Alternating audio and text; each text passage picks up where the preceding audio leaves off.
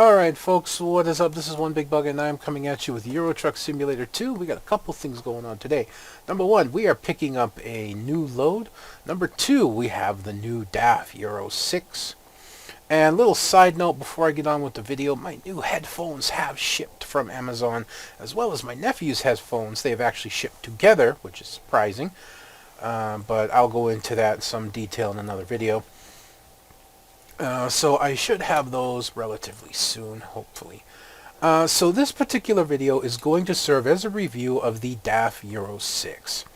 And it's going to be linked into my other videos in the Truck Sim Reddit. There's on the sidebar there, link to all my videos. I put them into one post there. So the Daf Euro 6, we have the best that you can buy with a little bit of modification to it. We put some lights on it, underbar, bull bar. We changed the chassis from a 4x2 by 6x4x2 tail lift to a 6x4x2 mid lift, which is more stable. And it's pretty much almost as good as a 6x4. And you have the option of picking up the tires and saving yourself a little bit of wear and tear. We're just sticking with the paint job that it came with, just a flat blue paint job. Overall, the truck looks really, really nice on the outside. And a little bit of what we did yesterday, it sounded pretty good as well. So we already chose to take this 13-ton crane, I believe, which is kind of a shame because I really wouldn't mind taking these sawdust panels just to give this truck a much more difficult test, especially when we get down into this area, because this is a lot of like hill climbing, bendy roads and all that. But we've already been to Ceres, so we're going to take the crane, which goes to somewhere that we haven't been. And it's only 13 tons, so whatever.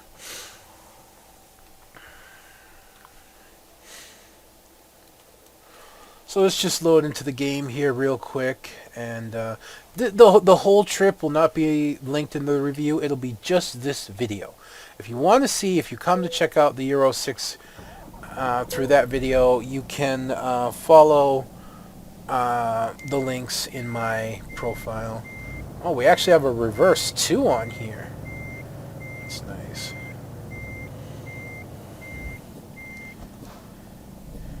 Alright.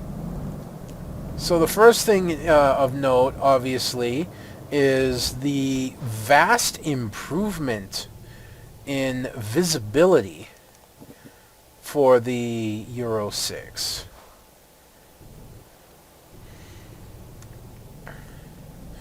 The windshield is still a little narrow compared to other trucks, but it's still much better than the Standard Daf. And the mirrors are a vast improvement over the Standard Daf truck.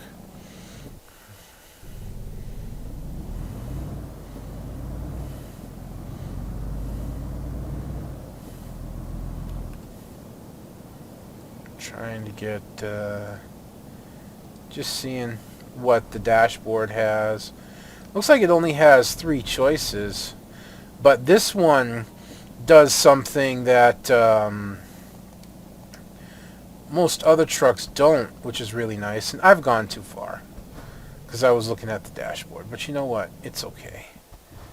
We can just double back down this way. It is fine.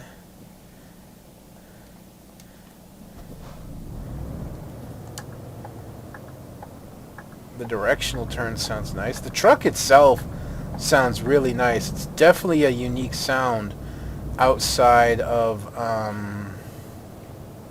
other trucks in the game. The engine sound is definitely very unique. Ah, come on, get gear.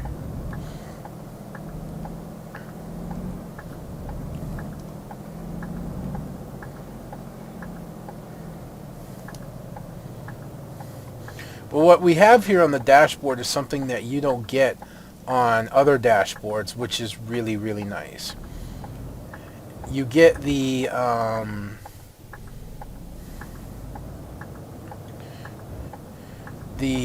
current fuel use, the average fuel use, and how much distance you have left to travel, which is something you don't commonly get. Usually you can get distance traveled and how much fuel you have left, and on top of that you'll get, and then in another panel you'll get average fuel use versus current fuel use. So that's very nice. But as I was saying a little earlier, I'm going to touch back on this, is the mirrors are an extreme upgrade on the DAF truck. The mirrors on the old DAF, they were slanted, they were small, they just really did not impress me at all. They just didn't seem to be very good. Alright, we're hooked up. We towing a regular length trailer at only 13 tons, so we don't need our orbitals on. That's good.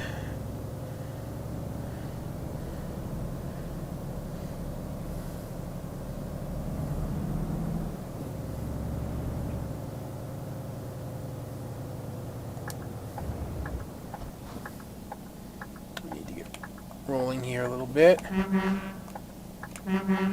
Interesting. This horn is a short burst. That is not the truck, that is the factory behind us. Of course, I'd pull out in a bad way to where I can't see very well. There's probably a car on my... Oh, I'm surprised there's not.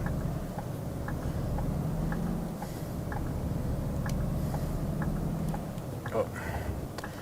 Alright, so while I'm here, you know, the DAF still has the traditional 3 wipers. That's because of the width versus the windshield, again, which is really narrow. And I never understood why. If you compare this to other trucks, it's actually a very narrow windshield. Real life advantages is you get more up top here. You see the radio here is closer, and you get more storage and glove space overhead. So that would make sense to me, but again, it just feels better with the larger, it just seems to feel better with the larger view of the other trucks. But that's just my personal feel about it. Now the dashboard itself, very nice, clean, easy to follow, even without a dashboard mod, which I have yet to actually find. Very easy to read. Some dashboards, such as the Renault dashboards, can be quite difficult to read at times.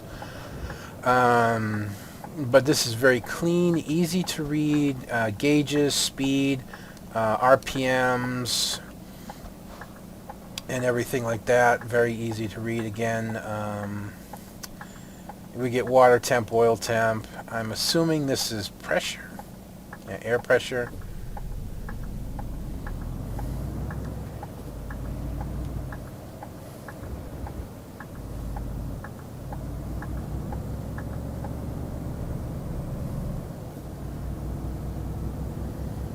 Now, in hooking up to 13 tons only, I do feel a fair difference in the truck in its pulling ability. It's taking much more to accelerate a little bit, but we already are up to 11th gear, so it's not bad.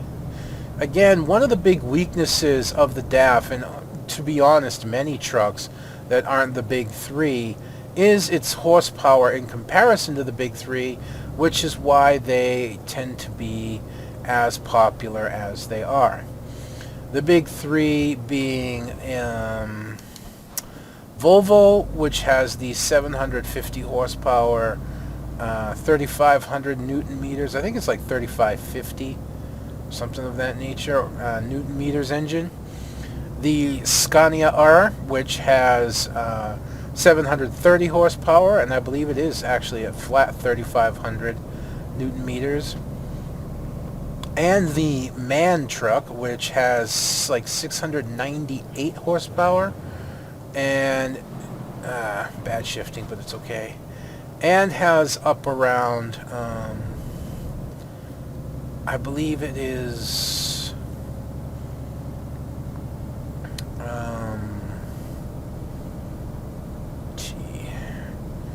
it's somewhere around like 3,400 Newton meters, maybe even 3,500, thereabouts. I forget right now, but that's okay. The DAF, I forget what the Newton meters are, but it does have only 510 horsepower as its most powerful engine. And that's not a lot when you compare it to basically 700, 730, and 750. You know, you're at the very least, like, versus the MAN truck,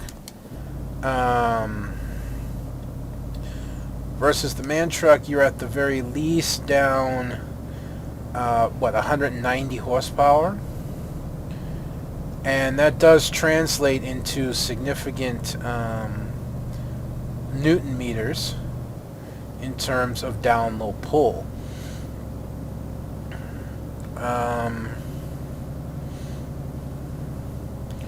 So if you're towing large and heavy trailers, like right now on this hill in 10th gear, where we're actually losing a little bit of momentum, even though we didn't lose speed, we did lose a little bit of momentum towing 13 tons. The 750 horsepower Volvo I had would have just shot right up that hill without a problem.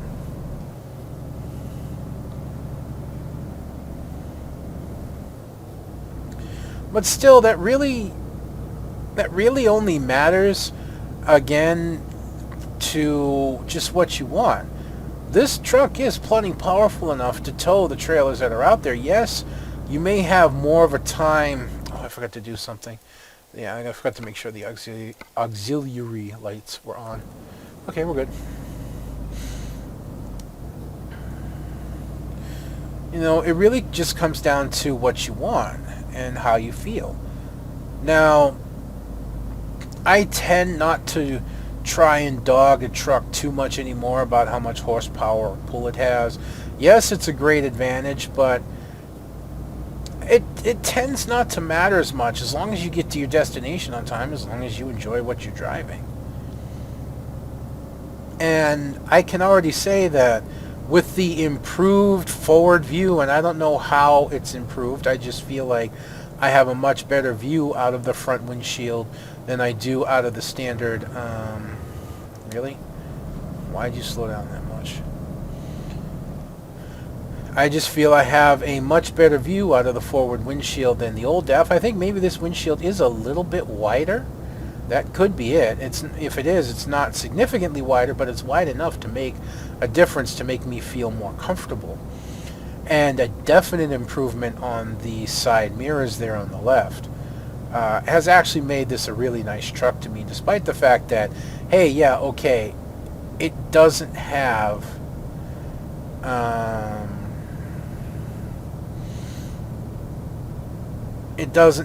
the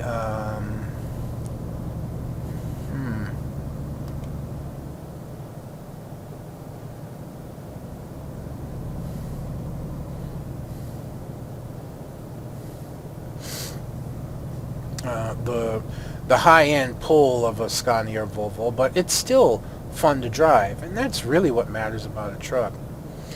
Now, I'm not too hot on the placement of the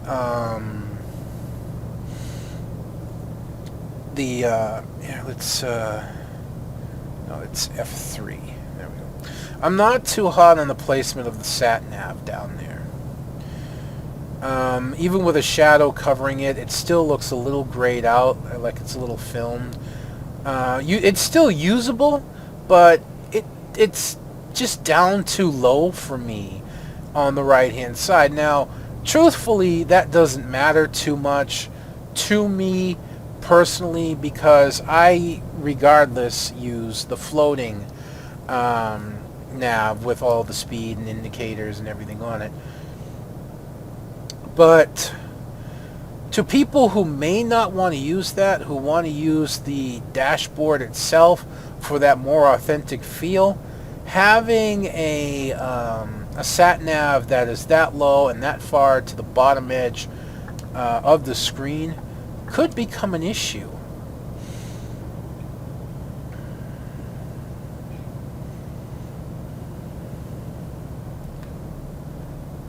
We may get it. Oops, I gotta go this way. So we may get a speeding ticket here. No, actually, we're swapping highways.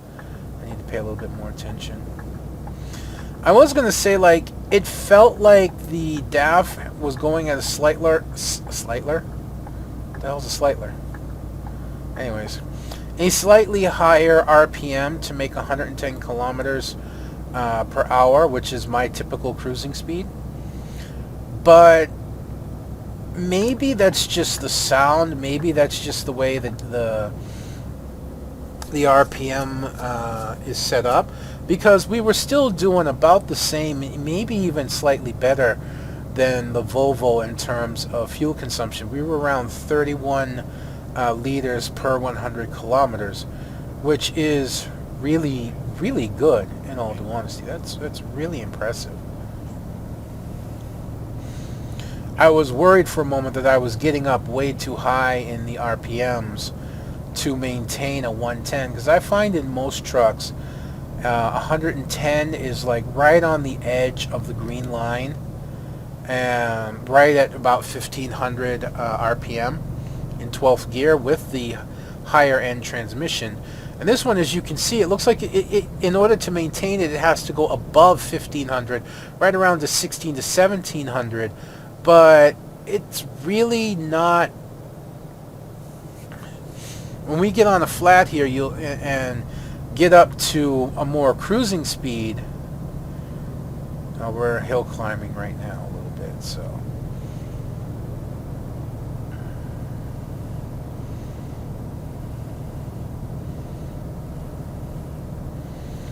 But yeah, if you watch throughout the video, or you can even go back if you want, you'll see that we were holding up right around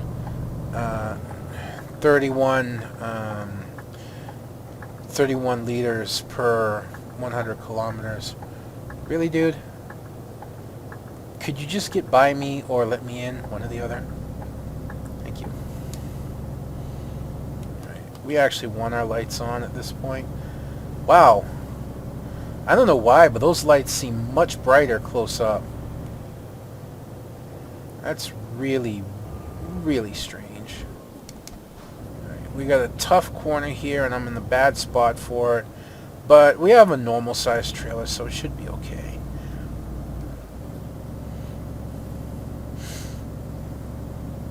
Yeah, that's fine. It handles really well. It's very responsive. You would think all trucks are like that. No, there actually is subtle differences between how each truck handles. And so far I'm finding the DAF to be really good, especially in terms of stability. Different trucks have different stability. I'm not using a physics mod for this. And we seem quite... I did not. I mean, obviously I did, but I did not. I hooked that corner perfectly. I'm way too high up in the RPM. Whatever, dude. That's totally not right. Sorry. I grazed him at best. Not enough to warrant that.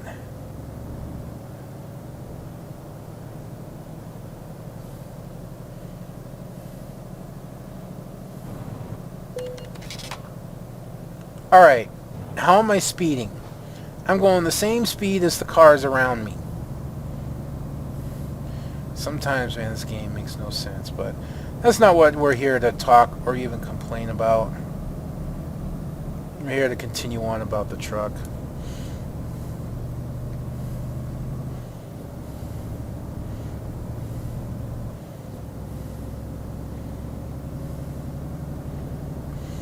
So something else is the dashboard. The dashboard looks really good. The gauges and everything. I know I was talking about that earlier, but what I mean more in depth at this point is if you wanted to drive without the floating sat nav, you easily could.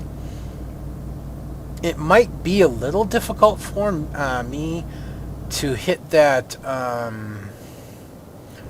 cruising speed that I like to get at 110, because it would be somewhere slightly past the big marked 100, but then pretty much all trucks are like that unless they have a digital readout. All speedometers are like that. The gas gauge, which is on the left there, is very easy to read. You know, everything on there is just really, really easy to keep track of. And like I said, the sat nav, although for people who don't want to use the floating sat nav, is not in a really good place, being that far down and to the right. It's still usable. You could still easily use it to keep yourself where you're going. So the overall design of the truck is really nice.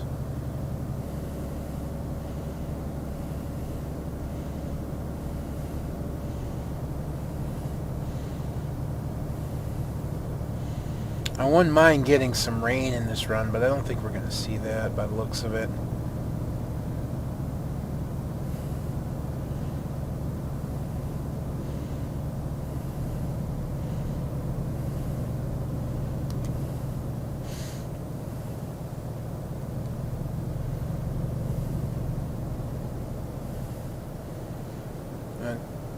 I don't know, it's fun to drive. As it stands right now, if I were to make a judgment call at this moment based on just this much of the trip, where would I place it? Would I place it among the big three? No. Honestly, no, I wouldn't. I still think Scania is the best overall, but that's more of a biased opinion, to be fair. And I'd follow that up with Volvo, just because of Volvo's sheer power. And I'd also follow that up with MAN. However, in terms of what truck is best after those, if you wanted to be somebody that didn't drive MAN, Scania, Volvo, I would put this DAF at number 4, which, if you take into account that spaces 1, 2, and 3 are always going to be taken to start at number 1, 2, and 3, out of all the trucks that are left, Renault, Iveco, and keep in mind Renault has 2 trucks. It has the Magnum and the Premium, and Mercedes and Iveco and whatnot. This truck definitely beats them at this point. It definitely beats them. I think we still have to see the Mercedes MP4, which is out. It's been modded into the game a lot, but is not, I don't think, in this game. Hope I'm not making a fool of myself. We have yet to see if there are any new Renault trucks, whether they're Premium Euro or new, Premium Magnum or new. And so we don't know where anything stands, but by far, this could definitely be up there with the big 3, though. I don't think there's any issue anymore with the DAF, as long as you go with the Euro 6. It's definitely a solid truck. It's got a nice stability. It sounds really good. Good vision, good clean dash, gauges. Like I said, you could nitpick about the sat-nav, but it's still serviceable. It's still usable. And the lights on it are just really bright. They seem brighter than other trucks. You know, up close, your low beams just seem like really nice bright white, which is really interesting. It could just be me. shoot. Let's just come to a near dead stop on the highway so that we don't miss our exit. Because that's all about simulation, isn't it? It's difficult for anyone who's not already subscribed to me, who's heard me say this like a zillion times.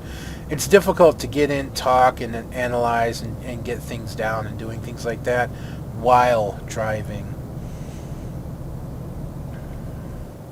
You know, you tend to stop looking at your sat-nav and just enjoy the drive while you're talking.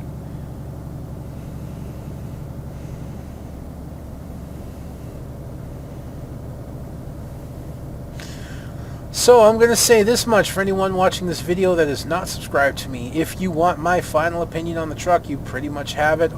But if you want to, you can already now skip to the end of the video to hear my final analysis of the truck. Otherwise, this is just going to be me driving and talking about things and going back to the normal video itself that I usually do on a daily basis.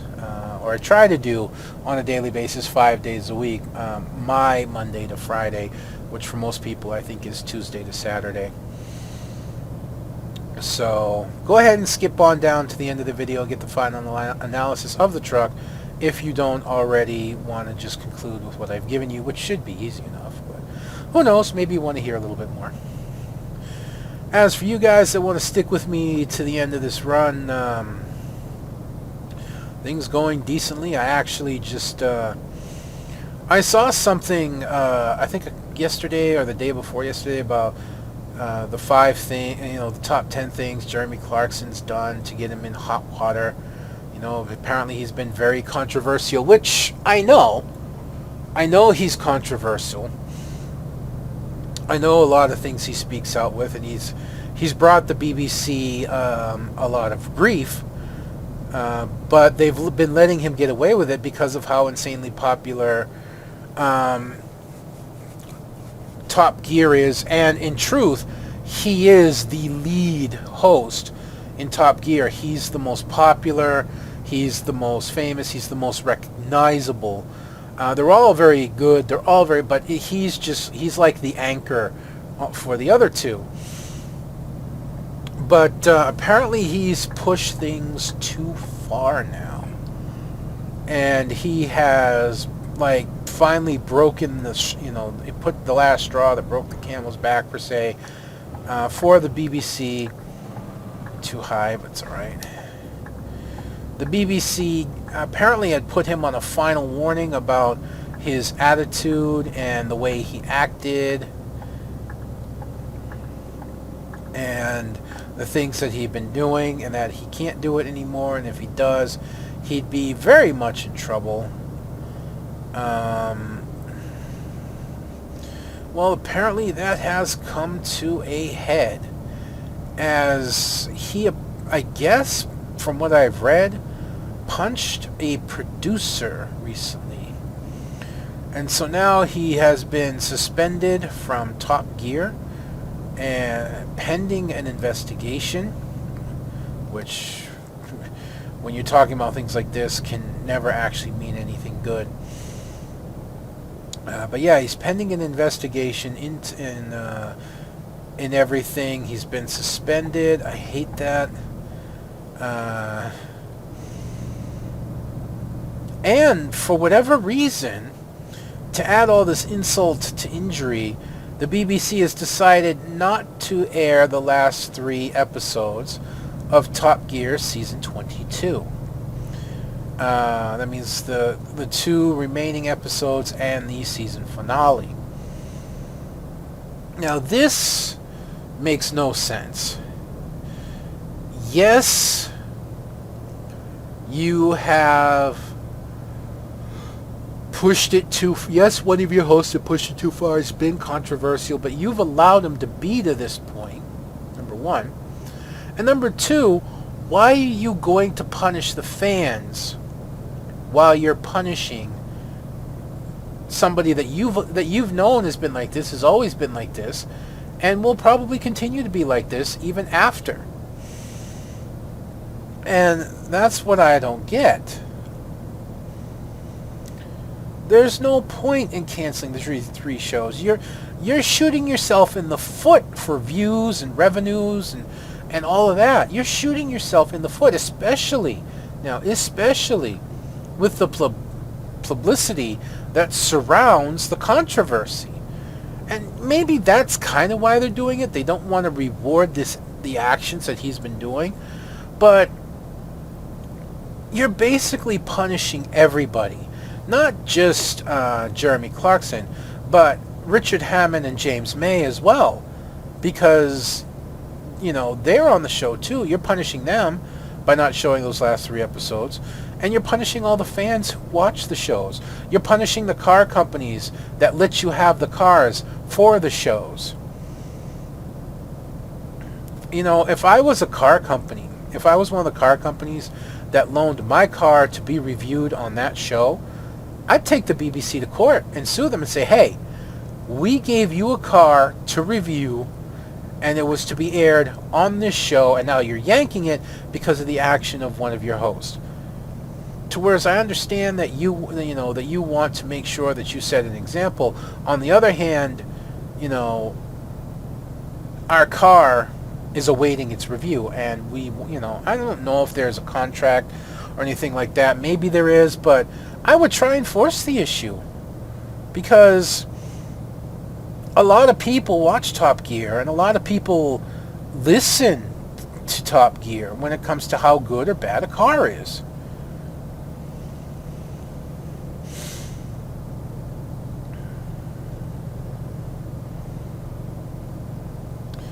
So I really think it's a really poor and just a really knee-jerk reaction to cancel out those 3 episodes because of the actions of one of your hosts that you could have predicted that was going to happen.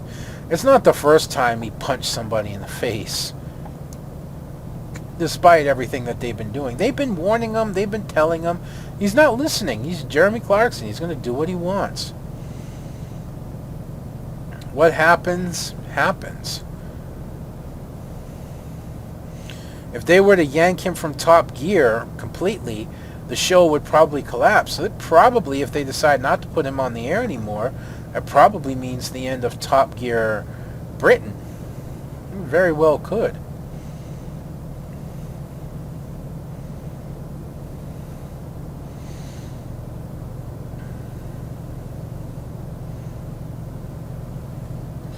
So let's start looking for a rest point pretty soon.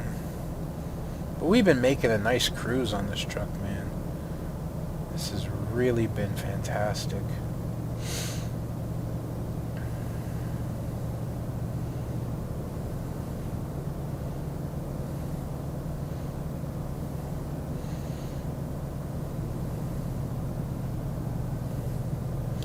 The one thing I like about the truck personally, and a lot of people don't agree with this, I understand, but personally what I like about the truck, and I know I told a lot of people you can go, this will be in the final review, but it's a little thing, and a lot of people don't agree with it anyways, is I can't really hear the whine of the turbo.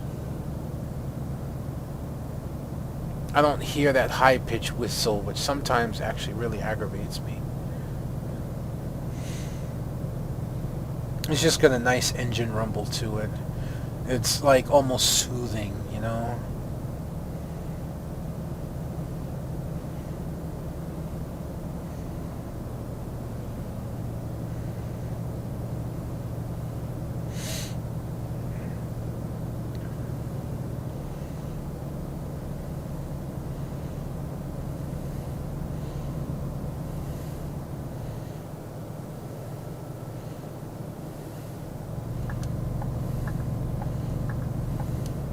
Still haven't found a rest point yet. That's a little disconcerting.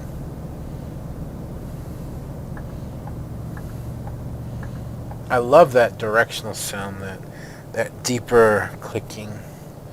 I hate when you get that high. No, I suppose there's a resting spot over there, but I am not getting off the highway just to go over there. There's got to be another one not too far ahead. I mean, we're traveling a main highway through the heart of the the heart of the country, or countries.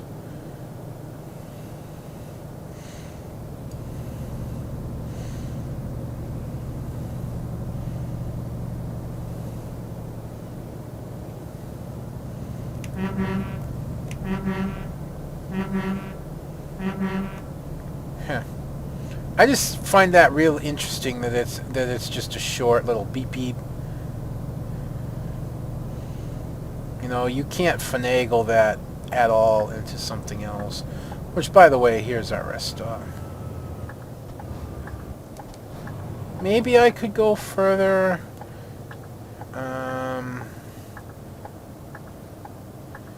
Oh, shoot. Let's take a look at our map. Oh, we're going this way. Hook here. Yeah, I could easily make it here, or even here. Shoot, we're just going to keep going a little bit more.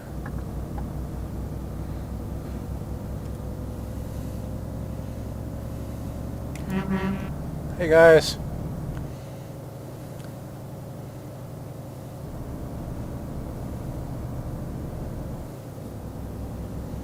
But yeah, we should easily be able to make it another couple of... Well, at least one, maybe two, even three rest stops. So, yeah, we should be fine for at least a little bit more.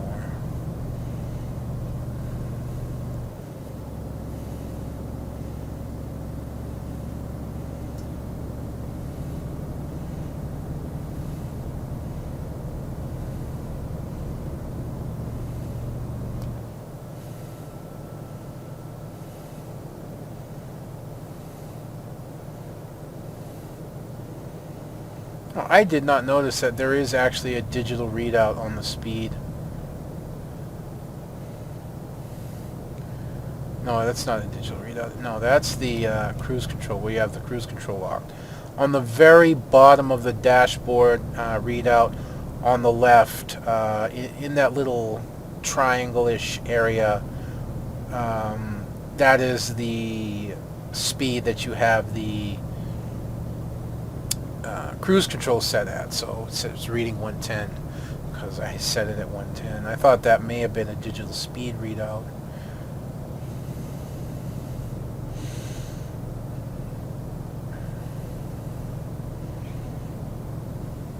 Well, once you get used to it, I suppose, where you set your speed on an analog speedometer is not that tough. I mean, you take a look here. I mean, it should be obvious to anybody, but apparently it wasn't very obvious to me. Right halfway in between 100 and 120 is going to be 110. Duh, math. But I don't know. I just prefer digital readouts, I guess. I'm a little bit more of a tech head, maybe. I mean, I'm not like a super tech head, but I like digital readouts versus analog. Oh, excuse me. Oh, bull. How bad did we... Oh, let's get a screenshot of that. 1%. You can go now.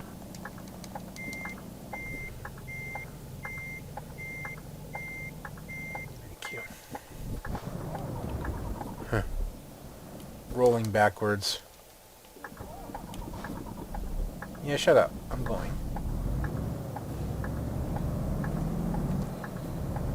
Well, I forgot, and I should have been on the left of him, that once a truck hits that off-ramp, and I mean the second it hits the off-ramp, it's going to immediately slow down far better than you ever could hope to.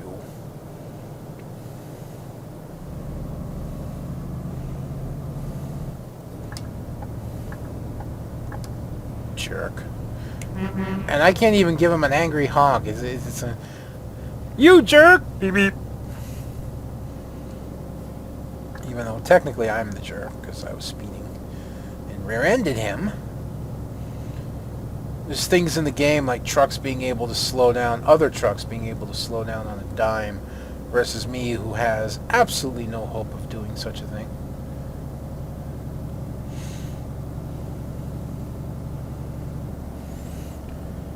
Much longer, 147. Usually when you get within about an hour is when you want to really hit a rest stop. Because that hour can tick by very, very quickly.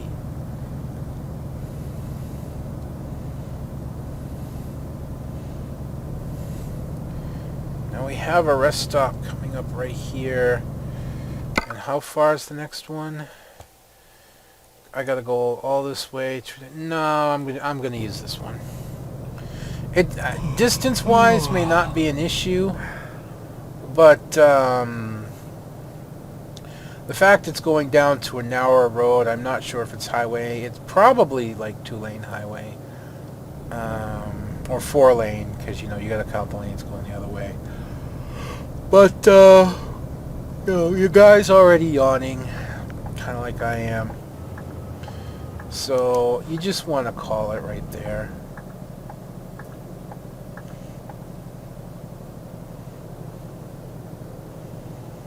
Why risk getting a fine when you don't have to?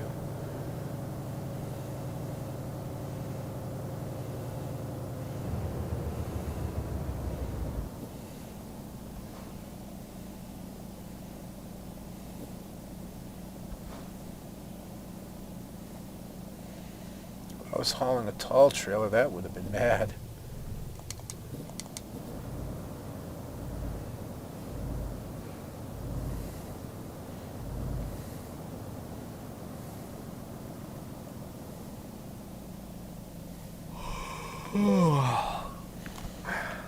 Alright. Let's turn our lights off.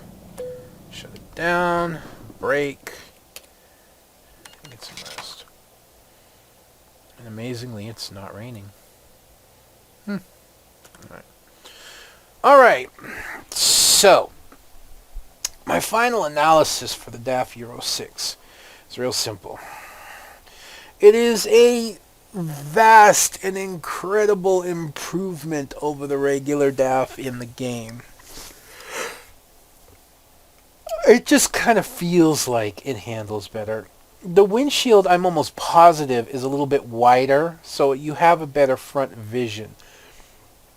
The mirrors on the side are definitely a greater improvement. The sound of the truck is amazing. It has a really nice deep engine sound, and I personally sometimes can be bothered by the high whine of the turbo, which you can't really hear versus the engine here, which is really, really, really nice. The directional sound nice. The dashboard's really good. It's colorful, lit up, very easy to use. You could easily drive without the floating nav, despite the fact that the only real problem I can find with the truck is the sat nav itself. The built-in one for the truck is just a little too low to the right for my personal taste, but it's still usable. It may not feel great, but it's still usable. Overall, the truck is very fun to drive. I do feel like, I don't know, for some reason it seems to have a shorter wheelbase, and I'd be worried about stability with heavier trailers. But that could just be a feeling. I really haven't tested for that, and I can't test for that. Not with the trailer I have. If you mod in trailers like I do, it probably will struggle with heavier trailers. I would say anything over probably 30-35 tons will start giving it some pretty big issues on steeper climbs. But then again, that can be part of the fun and the challenge. And when you boil everything down to it, no matter what somebody does in reviewing a truck, as long as you enjoy driving it, that's all that truly matters. And I can say 100% that I enjoy driving this truck right now. It's been fun to drive. The sound and everything that I mentioned has just been really, really, really nice. And I could easily mix it up there with the big three personally. Will it be better than? No. I think Scania will by far remain the most popular. I think in terms of popularity, because it's new, the DAF will probably take second place from Volvo, at least for a while. Maybe permanently. But as just personal rankings, I still think Volvo and MAN are better than this, but that's just in terms of mechanical. You know, they're just more powerful. The Scania, the Volvo and the MAN, you know, they're just more powerful. The MAN truck is definitely much more stable, because I don't think anything's more stable than the MAN truck.